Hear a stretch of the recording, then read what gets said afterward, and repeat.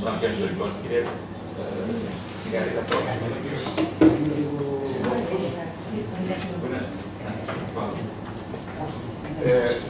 εμφανίζεται ως προσωπική και είναι της εκλογικής πληξίας, της εφορίας της Μπέλας, αλλά η πραγματικότητα είναι ότι για πολλά χρόνια πήγαν αλλού. Στη Χαλκιδική.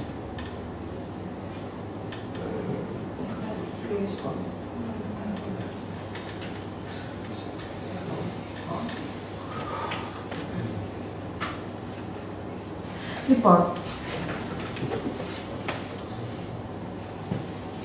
η Χαλκιδική είναι μια πεπλατισμένη χερσόνησο στο κέντρο περίπου της Μακεδονίας, που απολύγει σε 3 μικρότερες χερσονήσους, την Κασάνδρα, τη Συθωνία και το Άγιο Όρος, που στην αρχαιότητα ονομαζόταν Φλέγρα ή Παλίνη αργότερα για την Κασάνδρα, Συθωνία, η Λόγκος και αυτή. Αυτές εισχωρούν 40 χιλιόμετρα στο βόρειο Αιγαίο και δημιουργούν μια παραλία μήκους 500 χιλιόμετρων με πολύ μεγάλη ποικιλία. Αμμώδεις εκτάσεις, βραχώδια κροτήρια των χερσονήσων, λιμενίσκοι, μικτές ζώνες βράχων, άμμου, πεύκων και τέλος και μικρά νησιά. Έτσι, μιλώντας για τη Χαλκιδική, πρέπει να έχουμε, τουλάχιστον για την αρχαιότητα, έχουμε υπόψη μας ουσιαστικά 2 διαφορετικά τμήματα που ανέπτυξαν πολιτισμό με διαφορές. Τον κορμό, δηλαδή το επάνω μέρος, που είναι και η ενδοχώρα της Χαλκιδικής, με την ορεινή ζώνη του Χολομώντα και λιγοστά μη αξιόλογα ποτάμια και τις 3 χερσονήσους. Οι γεωργικές εκτάσεις βρίσκονται κυρίως στο νοτιοδυτικό τμήμα της, στα παράλια του Τωροναίου και του Ακάνθιου κόλπου και σε ορισμένα παιδινά τμήματα της εσωτερικής και της ανατολικής της έκτασης. Το ήπιο κλίμα, η έφορη γη ευνόησαν την ανάπτυξη της κατοίκησης που ξεκίνησε ήδη στην παλαιολιθική εποχή σε σπήλαια όπως το σπήλαιο των πεταλώνων που βλέπετε με το άσπρο κυκλάκι. Για να κατανοήσουμε τον πολιτισμό της Χαλκιδικής, την πολιτική, κοινωνική, οικονομική, πολιτιστική της ιστορία, την ίδρυση οικισμών, την προσέλκυση νέων κατοίκων, το φαινόμενο δηλαδή του απικισμού και άλλα επεισόδια της ιστορίας της, είναι απαραίτητο να γνωρίζουμε το αρχαίο φυσικό περιβάλλον μέσα στο οποίο αναπτύχθηκε. Με τον όρο φυσικό περιβάλλον αναφέρομαι κυρίως σε παράγοντες όπως το κλίμα, τη γεωλογία, γεωμορφολογία, την ύπαρξη νερού, το έδαφος, τη χλωρίδα, την πανίδα, τις αρρώστιες, τους ιούς ακόμη και όλα και οτιδήποτε άλλο. Λιγότερο εμφανείς, αλλά το ίδιο σημαντικοί παράγοντες είναι ο χώρος και ο χρόνος, δηλαδή η επέμβαση που ασκεί ο άνθρωπος στο περιβάλλον για την τροφή του, την εκμετάλλευσή του και οι επιπτώσεις της επέμβασης αυτής στο περιβάλλον και το ανθρώπινο είδος, δηλαδή και έναν κύκλο. Τις τελευταίες δεκαετίες έχει αναπτυχθεί σε μεγάλο βαθμό η αρχαιολογία του περιβάλλοντος, η οποία μελετά τις σχέσεις αρχαίων οικισμών με το περιβάλλον τους, τις αλλαγές του περιβάλλοντος, αλλαγές ακτογραμμής, πανίδας, χλωρίδας κλπ. Και έχει στόχο την ανασύσταση του αρχαίου περιβάλλοντος, το οποίο βέβαια παίζει πρωτεύοντα ρόλο στην ανάπτυξη ενός οικισμού. Και καταλαβαίνετε ότι ο ρόλος αυτός είναι μεγαλύτερος όσο πηγαίνουμε πιο πίσω στην ιστορία ή στο παρελθόν, όχι, στην προϊστορία. Εξάλλου είναι γνωστό ότι ο άνθρωπος στο περιβάλλον του δεν αναζητά μόνο την τροφή του, αλλά και οτιδήποτε χρειάζεται για την επιβίωσή του. Δηλαδή τα απαιτούμενα υλικά κατασκευής, τα καύσιμα, εργαλεία κλπ. Ενώ σίγουρα το περιβάλλον θα επηρεάσει τη μορφή, το μέγεθος και το είδος του οικισμού. Και πρώτα το νερό, το οποίο είναι απαραίτητο, δηλαδή αν δεν υπάρχει πρόσβαση σε νερό, προφανώς δεν έχουμε κατοίκηση. Δεν είναι πάντοτε εύκολο να ξέρουμε αν υπήρχαν υπόγεια νερά σε άνυδρο σημερινό περιβάλλον. Αλλά έχουμε όμως έμεσους μάρτυρες, όπως είναι το πηγάδι, λουτήρες. Εδώ είναι στην Όλυθα ένας λουτήρας. Σήμερα πηγαίνει στην Όλυθο και είναι ένα ταψί σκάς, αλλά υπήρχαν υπόγεια νερά.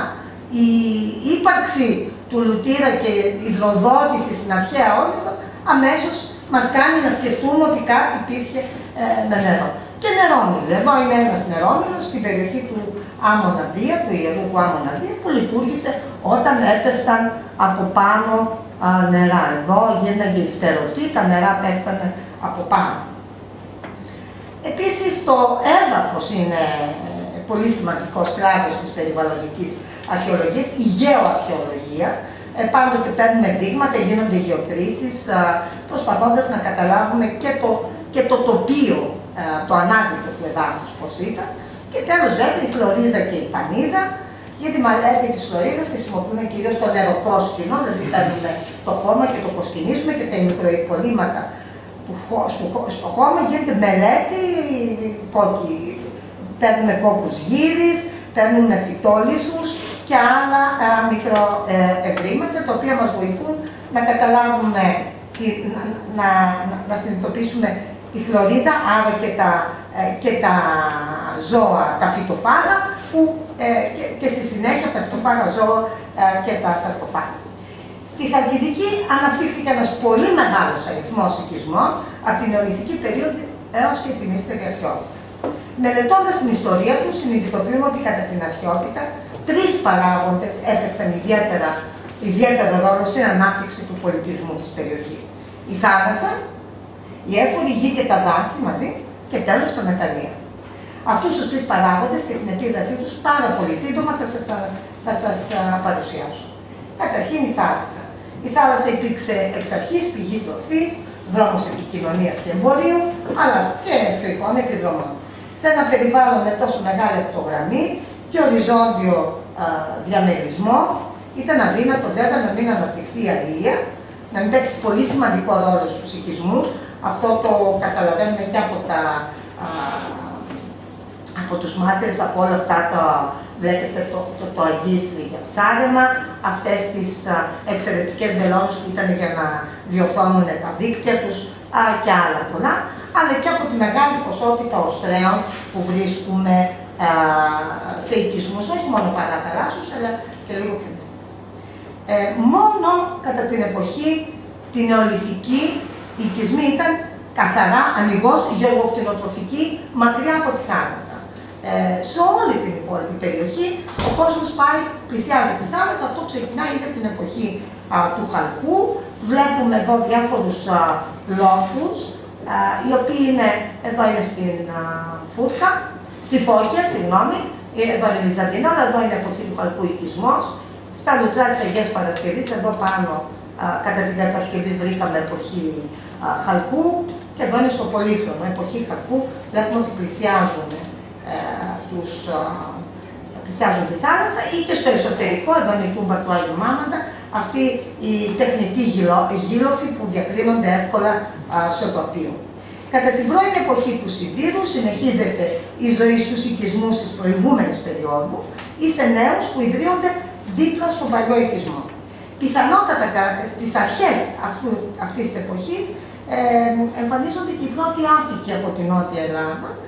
Πρόκειται για φύλλα, δεν είναι άτοικοι όπως είναι ο απικισμός του 8ου αιώνα, αλλά φύλλα κατά πάσα πιθανότητα, τα οποία μετήκησαν. Είναι πολύ περιορισμένος ο απικισμός αυτός, είναι κατά γέννη, και βέβαια τα ομιλικά έτη υπενήσονται αυτόν τον απικισμό με τους ήρωες που ταξίδεψαν στη Μεσόγειο κλπ. Αλλά και έχουμε έμεσες μαρτυρίες όπως του Θουκυδίδη για την Σκιώνη, η οποία, βλέπετε εδώ είναι η αρχαία Σκιώνη, η οποία λέει ιδρύθηκε όταν πέρασαν την επιστροφή από την Τρία, οι Τροαδίτες σταμάτησαν εκεί και οι Τροαδίτες κάψαν τα πλοία γιατί θα τους περίμενε κάποια μοίρα στην πατρίδα των Πελιναίων.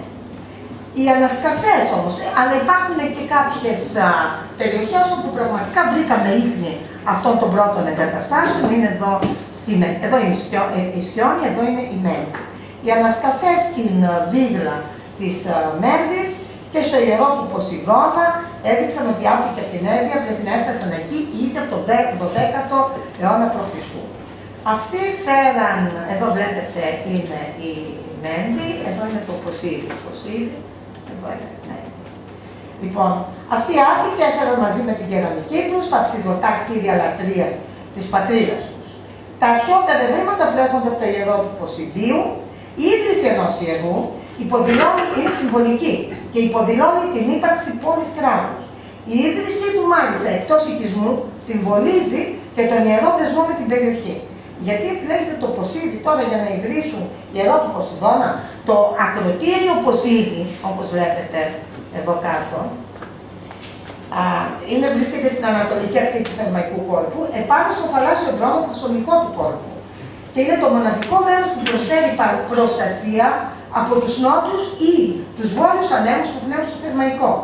Η χρήση του χώρου σε τόσο πρώιμα στάδια της ιστορίας δικαιολογεί βέβαια την έλλειψη λιμενικών εγκαταστάσεων, γιατί οι λιμενικές εγκαταστάσεις από τα ελληνιστικά χρόνια και μετά μπορούμε να δούμε.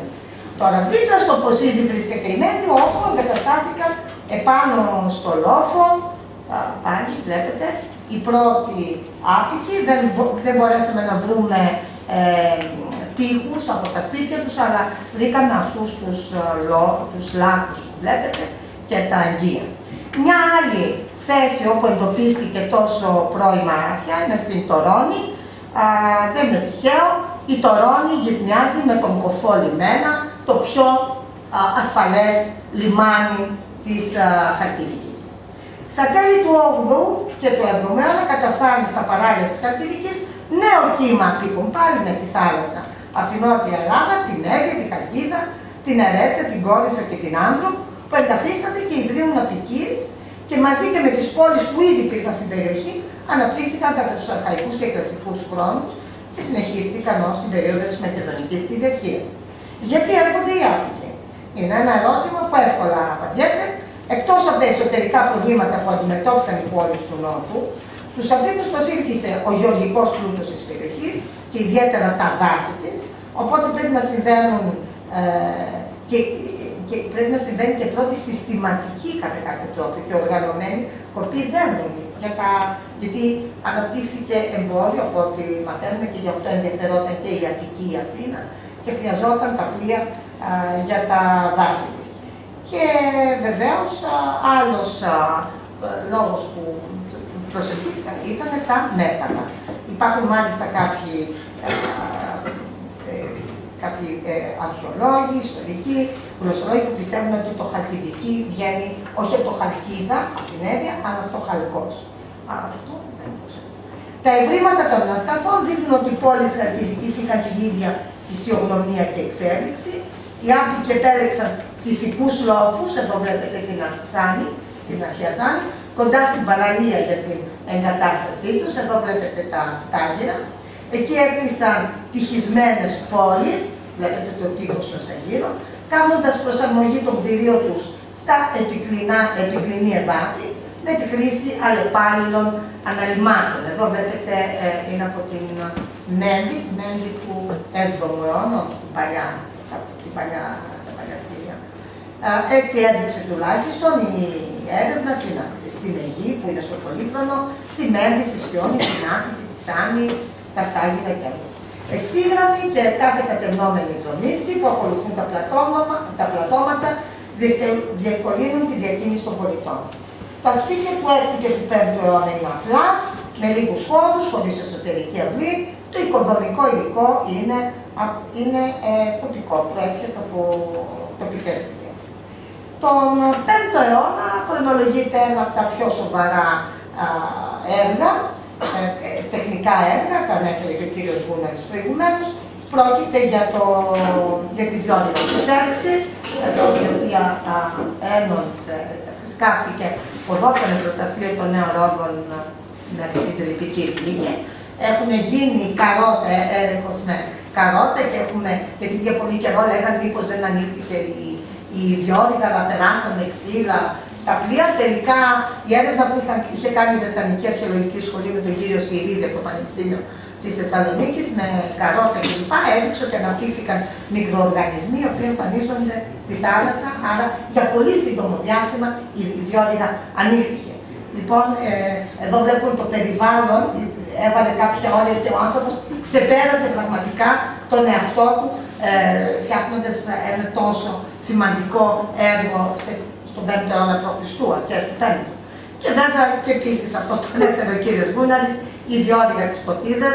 Δεν είμαι σίγουρη αν ο Κάσανδρος την έκανε, αν έγινε λίγο αργότερα, σίγουρα δεν ήταν έτσι φαδιά. Εκτός βέβαια από αυτά τα έργα, εκτός από τη θάλασσα, σας είπα ότι η γη, η έφορη γη τράβηξε τους Αγγλίκους, πραγματικά είναι έφορη. Εμείς οι αρχαιολόγοι βλέπουμε συνέχεια, δηλαδή πέρα από τις μεγάλες πόλεις και σε όλες τις εποχές, βλέπουμε ότι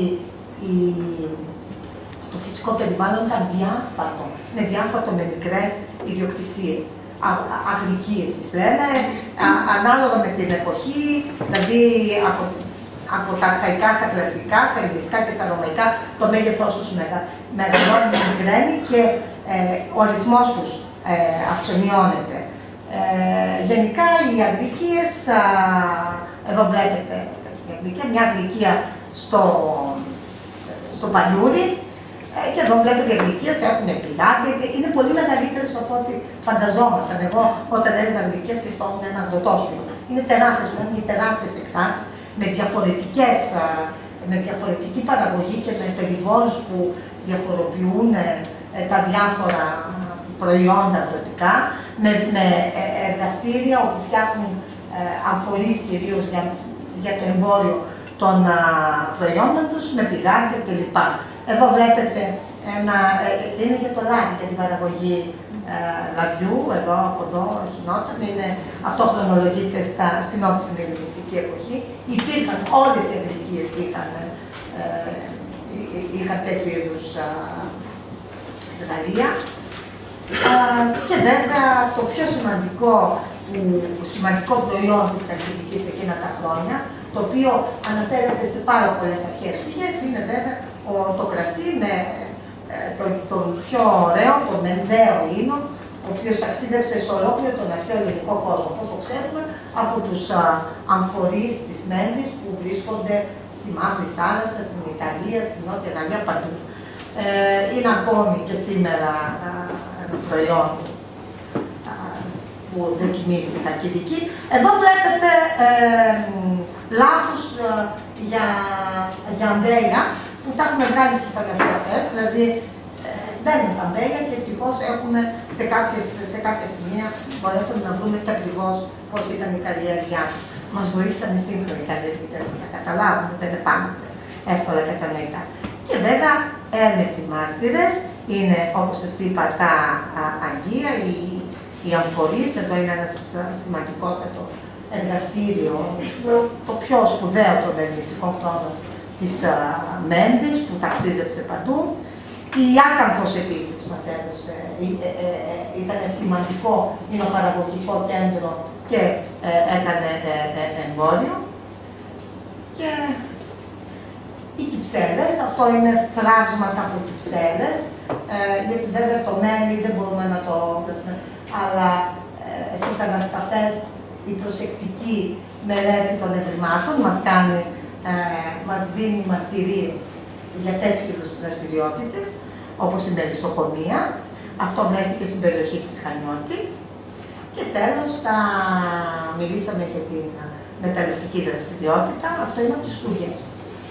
Στις σκουριές οι ανασκαφές έφεραν στο φως δραστηριότητα, εκμετάλλευση που χρονολογείται ήδη στο τέλος του 3ου αιώνα π.Χ., αρχές του 2ου αιώνα. Βλέπετε εδώ τα διάφορα λάκη που χρειάζονται. Βρήκαμε ακροφύση από κρυβάνους και γενικά φυσικά τέτοια τα ευρήματα σε περιοχή μας και μεταλλευτική δραστηριότητα. Αυτά νομίζω ότι ήθελα να πω, δεν έχω κάτι άλλο να προσθέσω.